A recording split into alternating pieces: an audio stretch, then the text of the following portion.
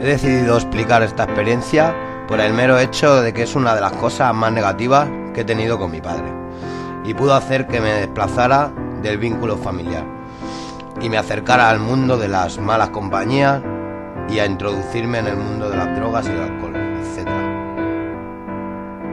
Después de la EGB llevaba una vida normal, estudios, aficiones, sobre todo fútbol, el cual se me daba bastante bien. Por ello decidí apuntarme a Hospitalense, un equipo de segunda regional, mi primer equipo y mi primer entrenador, Valentín, al que tengo un aprecio especial.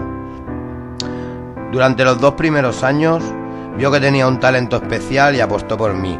Me dedicó toda la atención que no recibí por parte de mi padre. De hecho, hizo posible que ojeadores se fijaran en mí con resultado positivo. Me fichó el Hospitalet. La cosa iba mejor y a la vez peor con mi padre.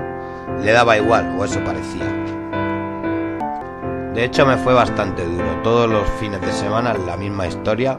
Todos los compañeros apoyados por sus familiares y yo tragándome solo esa soledad que siempre la recuerdo y me ha quedado marcada. Al acabar la temporada en el Hospitalet seguí avanzando y me fichó la DAM. Era todo tan bonito y tan real, pero seguía sin tener ese apoyo que tanto me hizo falta. En un equipo así, solo, sin mi padre, sin Valentín, me era imposible avanzar. Después de esta etapa, en la DAM, era fichar por el Español o el Barça, pero no pude alcanzar esa meta, y no era por la calidad que tenía.